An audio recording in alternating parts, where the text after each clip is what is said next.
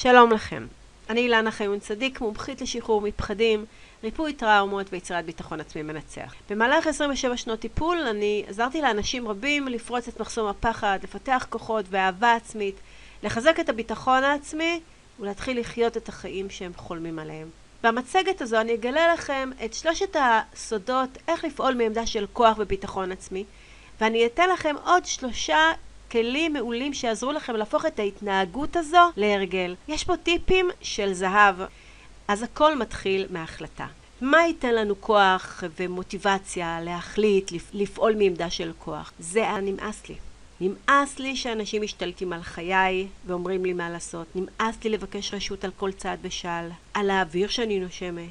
כי אני בן חורין או בת חורין, וזכותי לממש את החירות הזאת כמה שיותר מהר. אני הייתי רוצה שתראו את מה שקורה לכם. אני רוצה שתתחברו לרגשות שלכם, כי הרגשות האלה הם מניע מאוד מאוד חזק לפעולה. ומה שיעזור לכם להרגיש את הרגשות האלה של נמאס לי ועוד כל מיני רגשות לא נעימים כשמשתלטים על חייכם וכשאתם צריכים לבקש רשות על כל דבר, מה שיעזור לכם להתחבר לרגשות האלה זה דימוי. הדימוי הוא שפה של התת מודע של הרגשות. ובואו אני אלמד אתכם לעשות תרגיל מעולה. תזכרו איך אתם מרגישים כשאנשים שולטים בכם, כשאתם מבקשים רשות כל הזמן.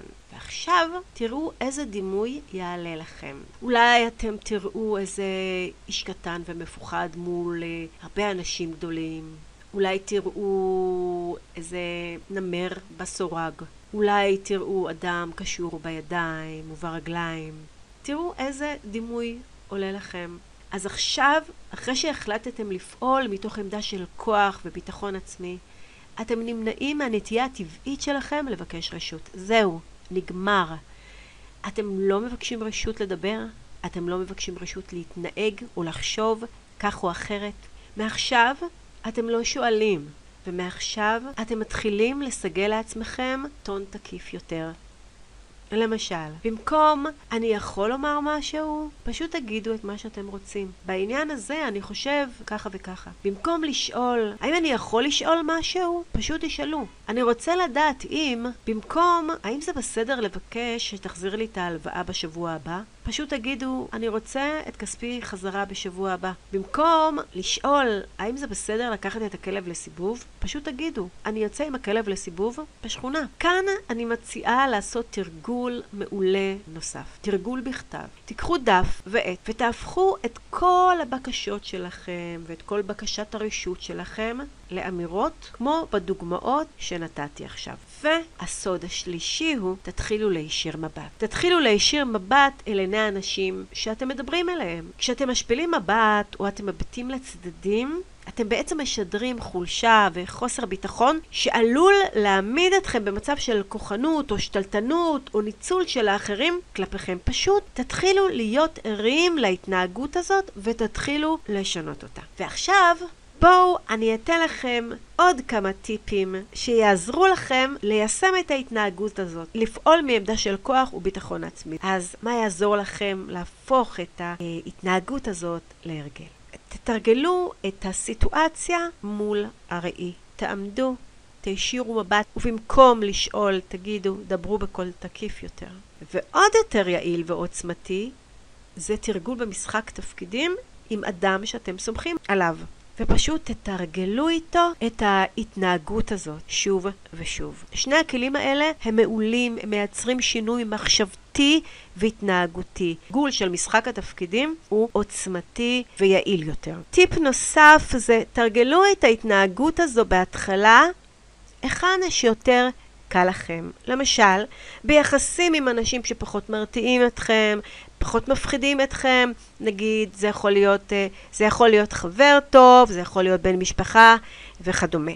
והטיפ השלישי הוא שתזכרו, מה שיותר חשוב הוא שאתם זוכרים שאתם אנשים בני חורין וזכותכם המלאה לממש אותה. וכאן אני רוצה לתת לכם תרגיל נוסף אפקטיבי מאוד.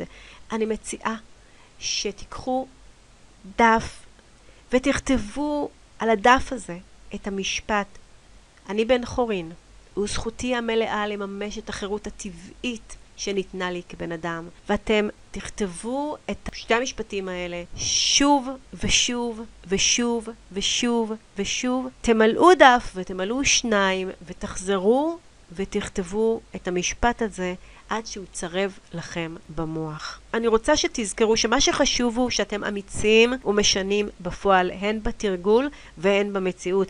אתם יוצאים מהמקום השלילי בו אתם נמצאים, במקום שלא טוב לכם, ומתנהגים כבני חורין. אתם מיטיבים עם עצמכם. ותאמינו לי שמה שיותר חשוב הוא שאתם מתחילים להעביר ולשנן את המסר הזה לעצמכם ולעולם. המסר של אני מביע את דעתי. גם אם לא נעים לי לפעמים, אני בן חורין ואין לי צורך לבקש מאף אחד רשות. וגם אם אתם מאוססים, אל תוותרו ותתעקשו לשדר את המסר שאתם לא מוותרים על החופש ועל העצמאות שלכם. ואנשים יבינו והמסר יעבור, ועם הזמן המסר הזה יהיה יותר ויותר משכנע וטבעי. כך בדיוק אני תרגלתי, כי ידעתי שהתרגול הזה הוא מעולה, והוא אחד הכלים המדהימים. היום אני יודעת שזה עזר לי להשיל מעלי את ההתנהגות הכנועה, ולהפנים התנהגות בוטחת, עצמאית וחופשייה. וכמו שאמרתי, בהתחלה עם האנשים שפחות במשחק תפקידים, ואחר כך עם האנשים שהם פחות מפחידים אותי ופחות מרתיעים אותי, ואחר כך לנסות עוד ועוד מההתנהגות הזאת. אני מאחלת לכם המון בהצלחה והרבה אושר. ואם אתם רוצים עוד מתנות ועוד כלים, תיכנסו לאתר שלי www.artsforhealing.co.il ואל תשכחו לקחת איתכם דפים ועט, כי יש שם טיפים וכלים מעולים שממש תשמחו לקחת. אנשים רבים מדווחים שהם שינו להם את החיים. ואם נראה לכם שהדרך לשינוי לבד היא ארוכה ומייגעת, ואתם רוצים את השינוי עכשיו, ואתם רוצים כוח וחופש פעולה, ואתם רוצים להגשים וליהנות מהחיים, אז יש לכם אפשרות. תזמינו עכשיו את מבצע 3 מפגשי הזהב. זה סט של 3 מפגשי ייעוץ אישיים איתי במחיר ממש מצחיק. אני נותנת ב3 מפגשי הזהב כלים מעולים וממוקדים לשחרור הפחדים והזנקת הביטחון העצמי. המבצע תקף עד 15 לאוגוסט או עד גמר המלאי, 20 אנשים בלבד. להזמנה תלחצו על הלינק שמופיע כאן למטה, או פשוט תעתיקו אותו ותקישו בגוגל. אתם גם יכולים להירשם בהרשמה מוקדמת לסדנה שלי לעוף רחוק, והמתנה המיוחדת שלי, פגישת ייעוץ במתנה בשווי של 250 שקלים. רבים מדווחים על הפגישת ייעוץ ככזאת שעשתה אצלם פריצת דרך ותרמה להם רבות. אני אתן לכם את זה בשמחה רבה. שוב, המתנה הזאת תקפה עד 15 לאוגוסט או עד גמר המלאי ל-20 אנשים בלבד. אני מאחלת לכם לחלום חלומות טובים ולהגשים אותם. להתראות ובהצלחה. ביי ביי.